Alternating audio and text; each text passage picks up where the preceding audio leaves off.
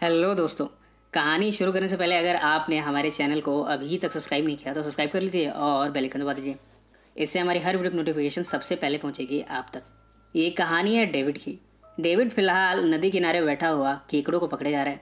उन्हें पकड़ पकड़ कर वो बोतल में डालता है। तभी यहाँ पर एक खूबसूरत टीनेजर लड़की आती है। इसका नाम मैग है। मैग भी डेविड को यहाँ हेल्प करना शुरू करती है। बातों बातों में दोनों अपना नाम बताते हैं। मैग जब जाने लगती है तब डेविड उससे पूछता है कि आखिर वो रहती कहाँ है। मैग जब अपना एड्रेस बताती है तब डेविड ये जान चुका है कि मैग उसके पड़ोस में ही रहती है। अब अक्सर डेविड यहाँ से आता जाता हुआ अपनी पड़ोसन मैग को देख लेता है। उसे देखकर वो आकर्षित होता है। इसके पहले डेविड को किसी भी लड़की के प्रति ऐसा फील नहीं हुआ, यानी मैग उसका पहला क्रश है। जब भी मौका मिलता है डेविड मैग से बात कर लेता है। मैग की भी अपनी कहानी है।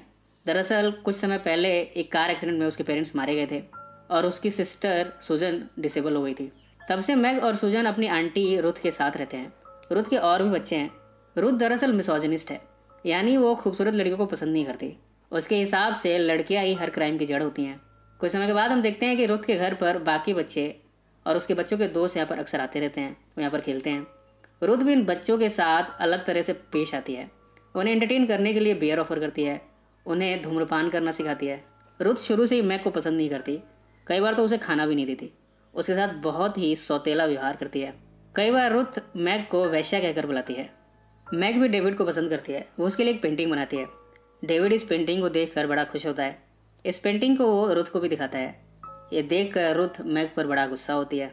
कुछ दिनों के बाद हम देखते हैं कि रुथ के एक बेटे राल्फी ने मैग के नितंबों पर हाथ फेर दिया। इस पर मैग राल्फी पर गुस्सा होती है। जब रुथ को इस बारे में पता चला है तब वो मैग और उसकी बहन सुजन को सबक सिखाना चाहती है।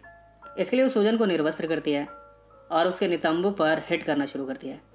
वो बाकी बच्चों को दिखाती है कि किस तरह गुनाह की सज़ा दी जाती है। बाद में मैग इस अब्यूज़ को रिपोर्ट करती है ऑफिसर जेनिंग को। जब रुथ को इस बारे में पता चला है तब वो मैग को और भी सज़ा देना चाहती है। इसके लिए उसे बेसमेंट में ले जाती है।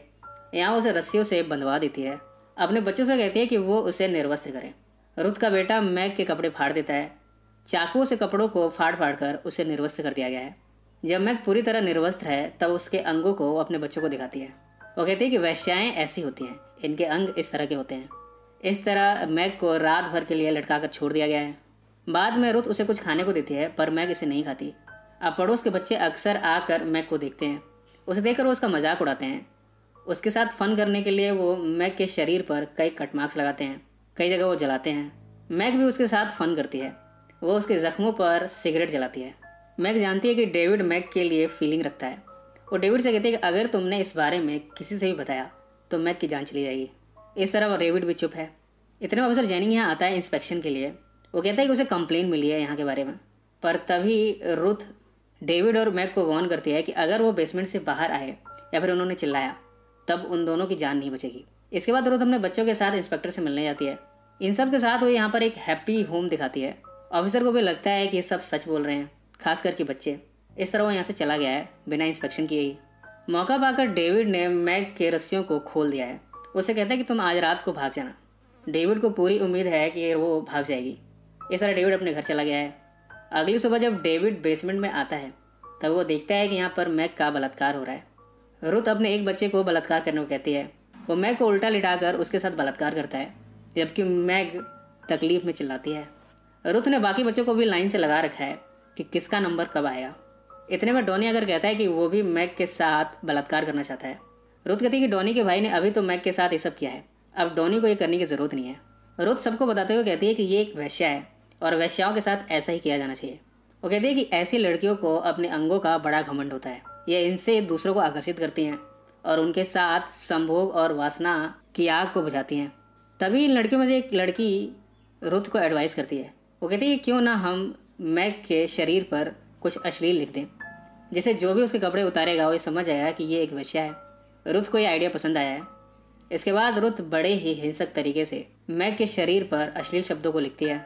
या वो मैग को वार्न भी करती है कि बहुत जल्द उसको मार दिया जाएगा। इसके बाद रुथ मैग के प्राइवेट पार्ट्स की बात करती है। वो कहती है कि हर चीज़ की जड़ ये प्राइवेट पार्टी है। ऐसे लड़कियाँ अपने प्राइवेट पार्ट्स को दिखाकर काफ़ी लोगों को आकर्षित करती हैं और उन्हें क्राइम करने पर उकसाती हैं। रुथ कहती है कि क्यों ना मैग के इस प्राइवेट पार्ट को जला दिया जाए। इसके बाद वो ऐसा ही करने जा रही है।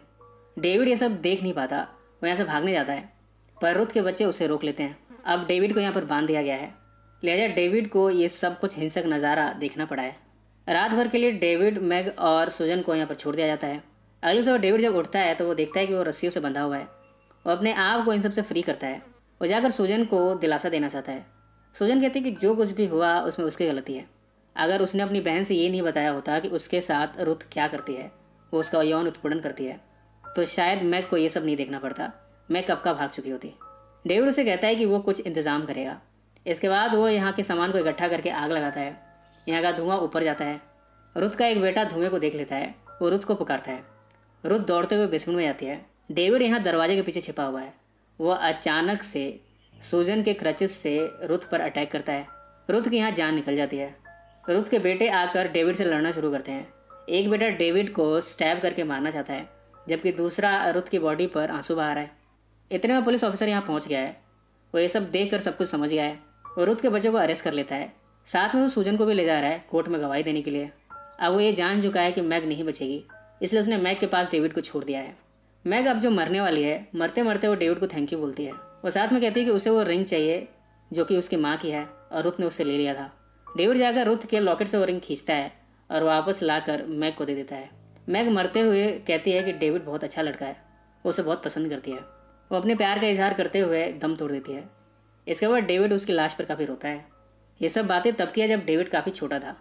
आज 2007 में डेविड अब बड़ा हो गया है। डेविड उस पेंटिंग को देख रहा है जिसे कि मैग ने उसके लिए बनाया था। इसे देखकर वो काफ़ी भावुक होता है। वो कहता है कि जब जब वो पास में जाता है तब तब उसे मैग की याद आती है। उसे रियलाइज़ होता है कि शायद वो मैग की जान बचा सकता था, पर वो ऐसा कर नहीं पाया। और ये फिल्म यहीं समाप्त हो जाती है।